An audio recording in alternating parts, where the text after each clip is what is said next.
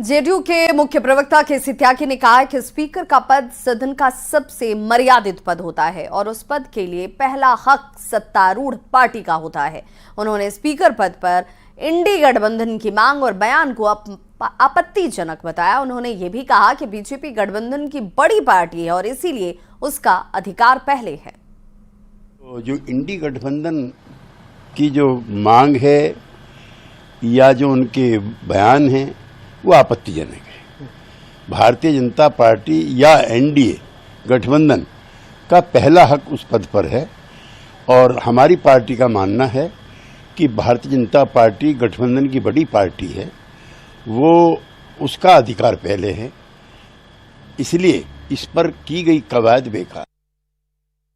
केंद्र सरकार की ओर से पूर्वी बिहार के लोगों को बड़ी सौगात मिलने जा रही है। भागलपुर के बरारी में 200 करोड़ की लागत से बने 7 मंजिला सुपर स्पेशलिटी हॉस्पिटल के उद्घाटन की तारीख तय हो चुकी है। जुलाई महीने के अंतिम सप्ताह तक सुपर स्पेशलिटी हॉस्पिटल में ओपीडी सेवा को शुरू कर दिया जाएगा और इस अस्पताल में शुरू होने से बिहार में ही नहीं बल्कि झारखंड और बंगाल से इलाज कराने के लिए लोग भागलपुर पहुंचेंगे। इसके लिए जल्द बहाली भी शुरू होगी।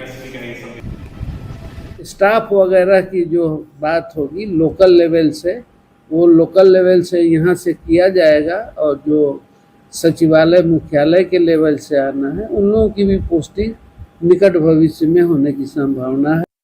भागलपुर वासियों का बरसों का इंतजार खत्म होने वाला है। जिले वासियों को जुलाई माह के अंतिम सप्ताह तक एक नया अस्पताल मिलने जा रहा है। दरअसल केंद्र सरकार की ओर से भागलपुर के बरारी में 200 करोड़ रुपयों की लागत से सुपर स्पेशलिटी हॉस्पिटल की बिल्डिंग पूरी तरह से बनकर तैयार हो गई है।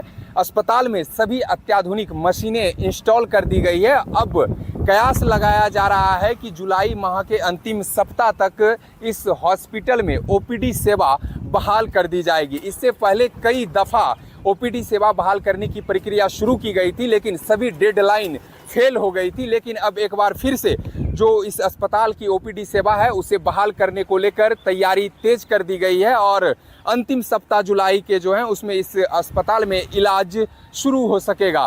फिलहाल जो है इस अस्पताल की ओपीडी सेवा बहाल होगी। इसमें जो है कार्डियोलॉजी, नेफ्रोलॉजी और न्यूरोलॉजी के साथ प्लास्टिक सर्जरी जैसी सुविधाएं लोगों को मिलने वाली है। अगर यह अस्पताल शुरू हो जाता है तो बिहार ही नहीं बल्कि भागलपुर के सटे आसपास के जो जिले हैं मुंगेर, बांका और साथ ही पड़ोसी राज्य झारखंड और बंगाल के लोगों को इसका सीधा लाभ मिलेगा। साथ ही मायागंज अस्पताल में मरीजों का दबाव कम होगा। वैसे मरीज जिन्हें बेहतर इलाज के लिए मायागंज अस्पताल से पटना और दिल्ली रेफर कर दिया जाता था, लेकिन अब इस अस्पताल के शुरू हो जाने से वैसे मरीजों का इलाज भागलपुर में ही संभव हो सकेगा।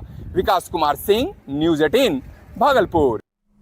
पटना में मिलेट्स महोत्सव का उद्घाटन बिहार के राज्यपाल ने किया। 3 दिनों तक चलने वाले इस महोत्सव में किसानों को मोटे अनाज के उत्पादन के बारे में जानकारी दी जाएगी।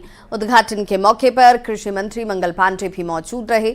मंगल पांडे ने कहा कि मिलेट्स हमें रोग से दूर रखता है और इसका उपयोग अधिक से अधिक होना चाहिए। राज्यपाल ने कहा कि मिलेट्स में कई गुण हैं और यही वजह है कि इसे प्रधानमंत्री नरेंद्र मोदी भी खाते हैं। उन्होंने कहा कि इसे खाने से दवा की जरूरत नहीं होगी। आज पटना के ऑडिटोरियम से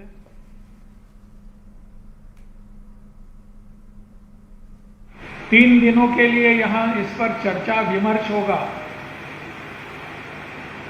किसान भाई या बहन जो अपने काम कर रहे हैं उन सबके लिए ये बहुत एक अच्छा अवसर है। उनकी समस्याएं क्या है, वो क्या विचार करते हैं, किस दिशा में सोचते हैं,